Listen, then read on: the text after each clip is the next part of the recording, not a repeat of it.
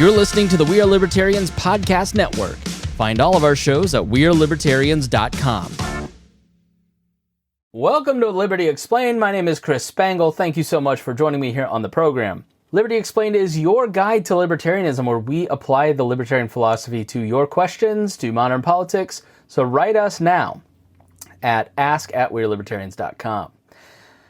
Today's question is, why does it seem like there are so many gatekeepers within the libertarian movement? Now, first, you have to understand this is still a relatively new movement, and it is small. Most of the institutions we think of when we say a libertarian movement began in the 1970s, or even as late as the 2010s in the wake of the Tea Party. The first libertarian think tank, FEE, the Foundation for Economic Education, was founded in the 1940s. The word didn't even start circulating until H.L. Mencken popularized it in the 40s, I believe.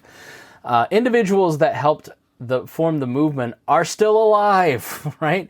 Their efforts are recognized, and that can give some appearance of gatekeeping. Now, some do try to be gatekeepers and be big fish in a small pond. Wherever two or more are gathered, one individual will try to establish dominance over another.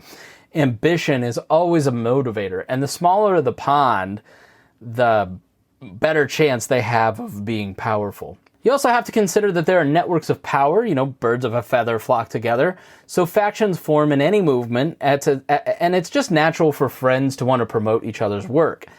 It becomes a problem when one group declares its friend group as the only acceptable faction to listen to.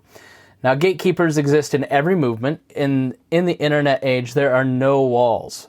So that's a problem for them. So a gatekeeper's power is always fluid and tenuous. So don't fret, because 5 years from now, they won't be in charge anymore. It's very easy for individuals to walk away from a gatekeeper at this point in time. Now, here at We Are Libertarians, we promote everyone because we believe and deeply care about building a functional movement. And we may occasionally take exception with the tactics of fellow movement folks.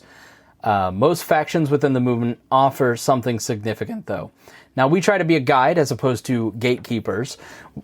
We definitely have our opinion on what some of you are up to, though. But libertarians seemingly cannot unite around a candidate because of these divisions. That's a huge problem. So it's natural within a large group of people to have divisions, like we said. For instance, in 2016, there were never Trumpers. In 2020, the Lincoln Project, made up of Republicans, ran ads against Trump.